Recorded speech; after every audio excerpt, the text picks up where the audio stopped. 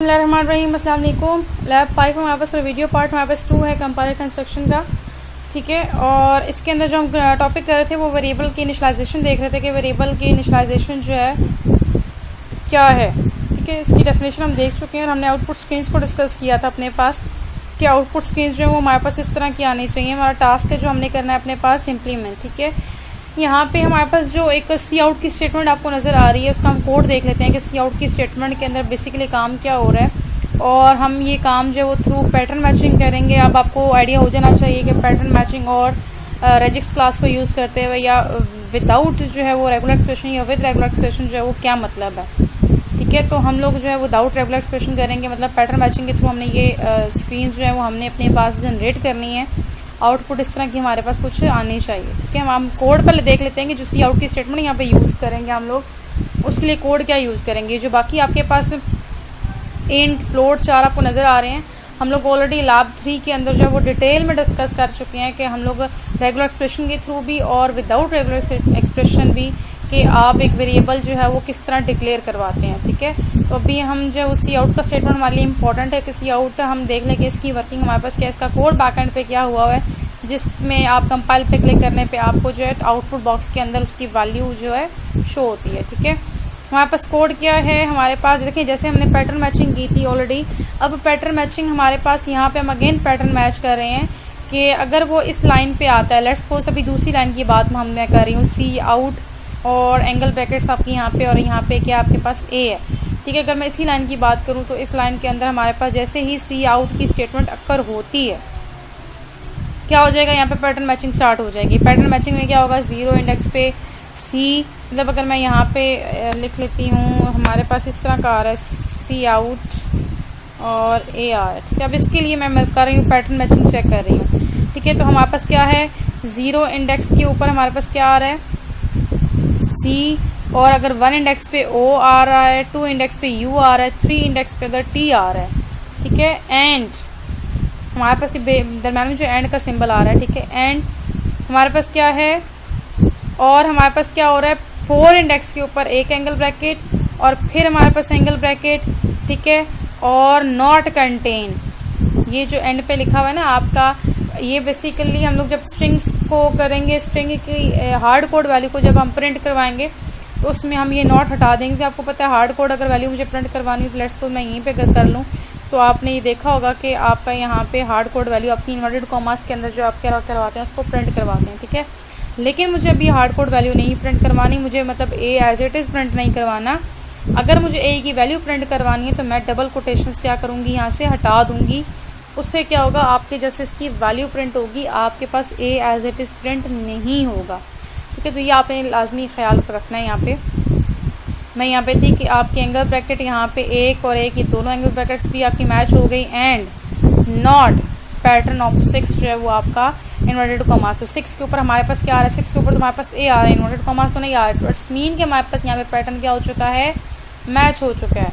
जैसे हमारे पास ये था पैटर्न हमारे पास इस लाइन पे मैच हो चुका है। मैच होने के बाद काम क्या होगा, मैच होने के बाद काम ये करना है कि हमने डी जो है वो इनिशियलाइज किया हुआ है ऊपर। ये मैं कोड जब करवाऊंगी आपको इम्प्लीमेंट विजुअल स्टूडियो के अंदर तो उसमें हम देखेंगे कि डी जो है मैंने ऊपर डिक्लेयर किया हुआ है, ठीक है। यहाँ पे हमने डी को क्या कर दिया, एम्प्टी, अभी उससे कुछ भी हमने नहीं दिया कि यहाँ पे हमने लूप जो चलाया वो हमने चलाया है 6 से। अब 6 से क्यों चलाया, सेम वही क्वेश्चन आपका कि अगर हम यहाँ पे देखें तो 0 इंडेक्स पे वापस क्या आ रहा है, मुझे तो ए की वैल्यू चाहिए, मुझे प्रीवियस जो है वो जो भी आपका लिखा हुआ है मुझे उससे कोई लिंक नहीं है, ठीक है। मुझे जस्ट क्या चाहिए, ए की वैल्यू चाहिए। तो ए की वैल्यू मुझे कैसे चाहिए कि आपके 0 इंडेक्स पे क्या है, सी है, 1 इंडेक्स पे ओ, 2 इंडेक्स पे यू, 3 इंडेक्स पे आपका टी आ रहा है, ठीक है। 4 इंडेक्स पे आपकी एक एंगल ब्रैकेट और 5 इंडेक्स पे आपकी दूसरी एंगल ब्रैकेट आ रही है और 6 इंडेक्स पे आपके पास क्या आ रहा है, ए आ रहा है, ठीक है।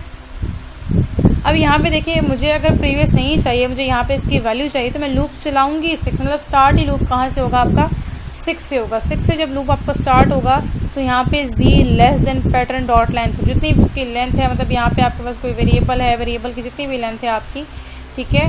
लेट्स सपोज मेरे पास वेरिएबल का नाम तो कुछ भी हो सकता है ना, अभी फिलहाल मैंने ए रखा हुआ है तो वेरिएबल का नाम आपका AVE एवरेज भी हो सकता है, ठीक है। वेरिएबल का नाम आपका कुछ भी हो सकता है, तो आपको वो क्या करेगा, उसको रीड करेगा उस पैटर्न की लेंथ को, और यहाँ पे क्या करेगा, डी के अंदर जो है वो उसको क्या कर देगा, वो रख देगा। मतलब वो पूरे को रीड करेगा, उसने पूरी लेंथ को रीड किया, और रीड करने के बाद लूप कहाँ तक चलेगा, लूप चलेगा आपका पैटर्न की लेंथ तक, जितनी भी उसकी लेंथ होगी, और डी के अंदर जो है वो बारी बारी तमाम कैरेक्टर्स जो है रख देगा। अब डी के अंदर हमारे पास क्या आ चुका है, डी के अंदर हमारे पास वो वेरिएबल आ चुका है जो हमने यहाँ पे दिया है, मतलब जिसकी वैल्यू मुझे चाहिए। अब उसकी वैल्यू मुझे चेक करनी है। देखिए यहाँ पे अगर ऊपर स्क्रीन आप चेक करें, स्क्रीन के अंदर मैंने एक की वैल्यू यहाँ पे क्या लगा इनिशियलाइज करवाई थी 2।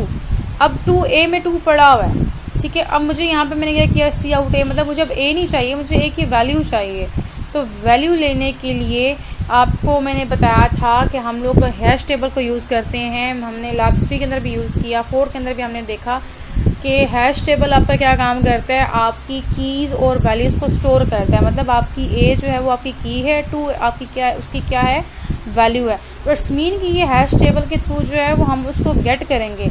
हम a को पहले सर्च करेंगे, a हमारे पास की है, और उस की के अगेंस्ट उसकी अगर कोई वैल्यू मौजूद है तो वो सर्च करके लाए और हमें यहाँ पे आउटपुट बॉक्स के अंदर हमें क्या कर दे, वो डिस्प्ले करवा दे, ठीक है। तो यहाँ पे क्या होगा, यहाँ पे फॉर ईच का लूप लगेगा, और यहाँ पे वार डॉट कीज, वार आपके पास क्या है, हैश टेबल टाइप का डिक्लेयर हुआ है ऊपर, ठीक है। और वार डॉट कीज मतलब वार के अंदर जो कीज हैं उसको चेक किया जाए। अगर तो वो जो कीज हैं वो आपके पास क्या हो गई, इक्वल आ गई, मतलब जो डी के अंदर आपके पास पैटर्न के अंदर पड़ा हुआ है, यहाँ पे डी के अंदर क्या पड़ा हुआ है, यहाँ का वेरिएबल आपका पड़ा हुआ है, ठीक है।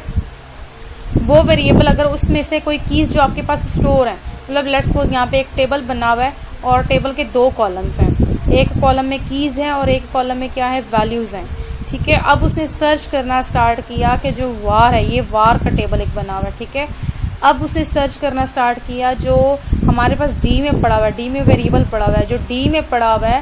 अब वो देख रहा है कि वार डॉट कीज को सर्च करेगा और वी में डालेगा, ठीक है, वी। अब वो देखेगा यहाँ पे इफ वी डॉट इक्वल्स है, अगर जो वी में है वैल्यू, जो वी में की आ रही है, वो अगर इक्वल है हमारे पास डी के, जो डी में वेरिएबल पड़ा हुआ है, डी में ए पड़ा हुआ है, तो वहां पे चेक करेगा क्या वहां पे ए पड़ा हुआ है। अगर तो पड़ा हुआ है तो यहाँ पे क्या करेगा, if var v dot to strings equals to -1, मतलब अगर वहां पे उसकी कोई वैल्यू स्टोर नहीं हुई भी ए की जगह, तो वहां पे txt आउटपुट के अंदर जो आपका आउटपुट बॉक्स होगा उसके अंदर शो कर दो कि कोई वैल्यू उसको असाइन नहीं हुई हुई। एज में क्या कर दो, अगर उसके अगेंस्ट कोई वैल्यू वहां पे पड़ी हुई है तो आपको आउटपुट बॉक्स के अंदर जो भी आपका पहले से डाटा लिखा हुआ है आउटपुट बॉक्स के अंदर आपको स्टेटमेंट, जैसे यहाँ पे हमारे पास सी आउट की जो है वो 3 स्टेटमेंट्स आ रही हैं, ठीक है।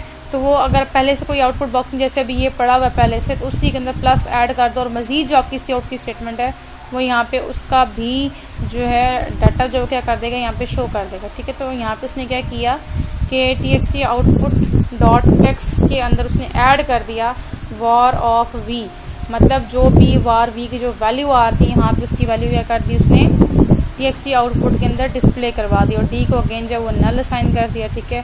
और इसके अलावा अगर आपका कोई एरर मैसेज है, ठीक है, तो यहाँ पे जो आपका ये एज इफ ये उसका आपका हो रहा है हमारे पास, ठीक है। ऊपर ये इसको अभी फिलहाल आप कंसिडर ना ही करें, ठीक है। अभी फिलहाल हमारे पास इतना ही है कि अगर आपके पास कोई वैल्यू पड़ी हुई है, ठीक है, यहाँ पे कोई टेबल है आपका और टेबल के अंदर हैश टेबल है आपके पास कोई, ठीक है, उसके अंदर कीज है और वैल्यूज हैं, और यहाँ पे उसने सिंपल सर्च किया और उसकी वैल्यू अगर स्टोर है, क्योंकि हमने ऊपर इनिशियलाइज करवाई तो ऑब्वियसली वो आपके पास क्या हो चुकी है, स्टोर हो चुकी है जाके, ठीक है।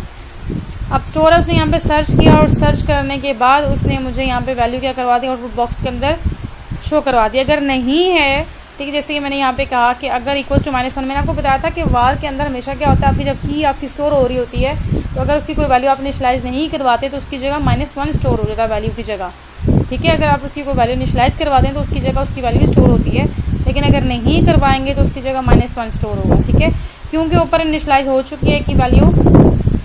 इसी तरह हमारे पास बाकी के लिए भी 4 हमारे पास जैसे है बी हमारे पास की है तो ये हमारे पास उसकी वैल्यू है, सी हमारे पास की है, अगेन 6.7 उसकी क्या है, वैल्यू है, ठीक है। तो ये आपके पास एक टेबल है, प्रॉपर पूरा हैश टेबल का बन जाता है जिसके अंदर आपकी कीज और वैल्यूज हैं वो स्टोर होती रहती हैं। फिर आपको लूप के थ्रू क्या करके देता है, आपको सर्च करके अगर उसके अगेंस्ट अगर वही जो आपका वेरिएबल है वो अगर आपका की से मैच हो रहा है और फिर की को देखा जाएगा कि की के अगेंस्ट तो इसकी वैल्यू स्टोर हुई भी है तो वो आपको क्या कर देगा, डिस्प्ले करवा देता है। अगर नहीं हुई भी होती तो वो आपको मतलब नहीं हुई भी तो इसका मतलब है कि वहाँ पे -1 है, क्योंकि हैश टेबल जो है वो खुद से क्या कर लेता है, -1 स्टोर कर लेता है। ठीक है, यहाँ पे उसे चेक किया कि -1 है तो इसका मतलब है कि वैल्यू जो है वो वेरिएबल को असाइन ही नहीं हुई। ठीक है, होपफुली कि यहाँ तक आपने अंडरस्टैंड किया। मैं इसको इम्प्लीमेंट करके दिखाती हूँ आपको नेक्स्ट पार्ट के अंदर। और हमने इस तरह की जो आउटपुट स्क्रीन है, इस तरह की आउटपुट स्क्रीन जो अपने पास क्या करनी है, जनरेट करनी है। ठीक है, इंटीजर टाइप का वेरिएबल इनिशियलाइज करवाना है, फ्लोट टाइप का, चार टाइप का, स्ट्रिंग टाइप का भी वेरिएबल हम एक बनाएंगे